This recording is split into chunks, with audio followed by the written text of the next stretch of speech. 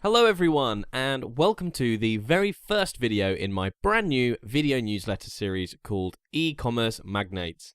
Now, most of you are already familiar with my video newsletters from the Easy Auction business website, and will know that I've decided to discontinue Easy Auction business video newsletter for a really simple reason. That format was limiting me to only the eBay related topics. But I wanted to give you so much more information, tips, and tricks from outside the eBay world. These days, real money is being made via e-commerce shops. Your very own online shop is the next logical step after you've established presence on the eBay and Amazon marketplace. Now, E-commerce Magnates video newsletter is all about building and managing an online business selling physical goods. So we'll cover topics like shopping carts, product sourcing and wholesale, niche research, search engine optimization, traffic generation, conversion rates, marketing tactics, social marketing, and many, many more. So, in a word, everything related to e-commerce shops. But that doesn't mean I won't mention eBay or Amazon at all. Nope, as they're still very strong platforms to sell your products online, and if done properly, very lucrative too. Now, even if you decide to concentrate your efforts on your online shop, it may be a wise idea to use eBay for traffic generation or to get rid of old stock or sale items. So why did I create this video newsletter in the first place? Well, because most e-commerce shops, especially in the UK, look very bad, if that's the word that I can use to describe it. And I'm not talking only about design or layout here. I'm talking about concepts, brand names, product descriptions, pictures, pages, and so on. Sure, there are many great shops out there, but they're mostly owned by big companies with several employees and a respectable budget, which makes it a totally different story. E-commerce Magnates video newsletter will be targeted to small, work-from-home individuals as they don't have resources to waste. So, I really hope E-commerce Magnates newsletter will help you to improve your online shop, or if you're just starting out, create one. Very successful and profitable online shop. So I wanted to start with the basics. So today's topic is domain names. You really can't run an online shop without one, so here we go, my 10 golden rules to follow on how to pick a good domain name for your online business. Number 1, domain name extension. Now, before registering a domain name, you have to decide what countries or regions you'll target to choose the most suitable domain name. As a general rule of thumb, if you're targeting worldwide customers, always go with a .com domain name. But if you're planning to working in just the UK alone, choose the .co.uk domain name.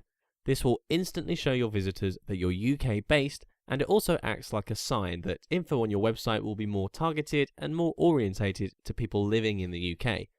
For people living in Germany, this would mean getting a .de domain.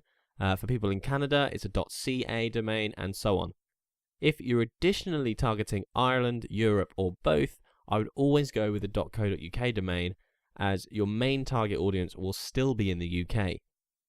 Now, this is really important. Stay away from any other domain name extensions such as .info, .biz, and others. They do not look professional at all, and it's simply not a good way to do business online these days. Always go for a .com or a regional country-related extension such as .co.uk. So number 2 then, domain registrar. You want to stick with well-known established domain registrars that also offer competitive pricing. Companies like GoDaddy or 123reg have been online for years, and they usually offer good value for money in terms of yearly, renewal, transfer, and other fees. Now, don't forget about support for you if anything goes wrong. Before registering a domain name, make sure to search for some coupon codes, as GoDaddy, for example, regularly runs special offers with huge discounts for first-time buyers. 3. Length. The shorter your domain name, the better. One-word domains are very rare these days, as most words in the English dictionary are already registered. Even totally weird 2 or 3 letter combinations are all gone. Most registered by domain brokers or investors who buy domain names in huge quantities to resell for profit in the future. Unless you come up with a made-up name, you'll want to use a 2-word or a 3-word phrase.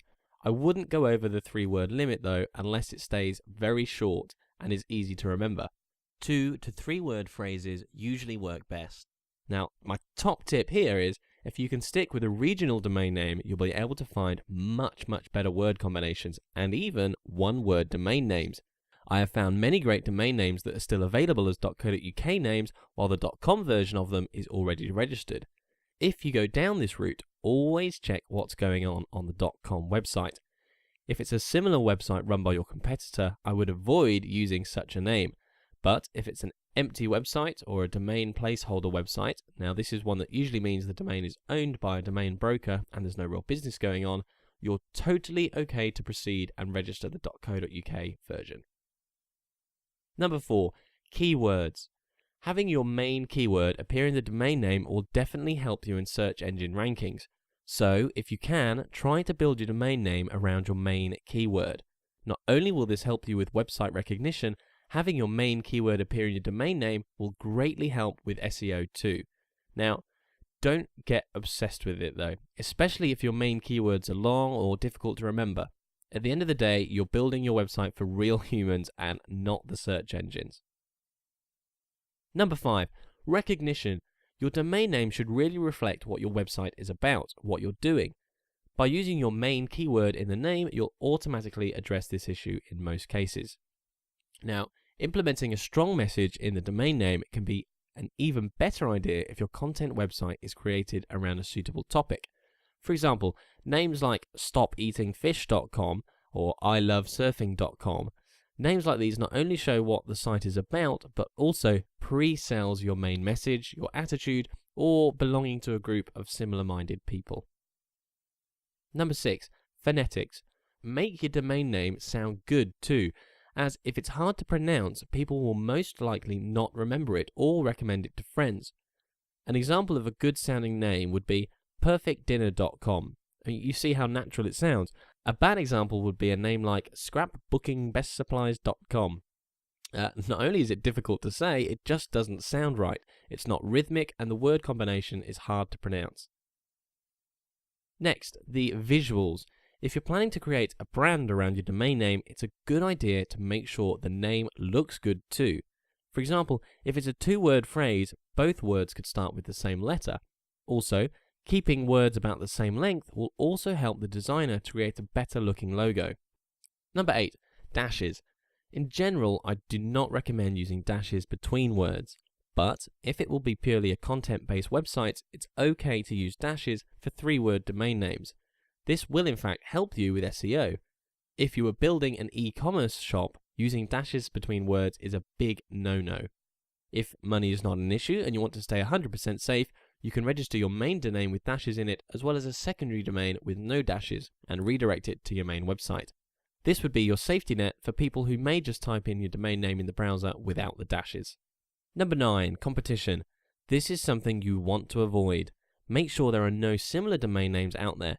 For example, if there's a singlegardener.com website out there, don't go for singlegardeners.com. Both names are too similar and you will only confuse your visitors. And lastly but not least, trademarks. Whatever you do, stay away from using registered trademarks in your domain name. This will depend on your trademark holder, but some companies like eBay, for example, monitor this very closely and removes any domain names with a word eBay in it just a few weeks after you register it. So, just stay on the safe side and do not use registered trademarks as part of your domain name. So, as you can see, registering a domain name is not as simple as you may think, especially if you want to get it right. And I'm sure you want to get it right the very first time, as changing a domain name for an existing website is not a very good idea. So, take your time and spend a few days on GoDaddy website brainstorming at least a few dozen different names until you get the best one, the domain name you're happy with. Thanks for watching, and I'll see you next time. Bye for now.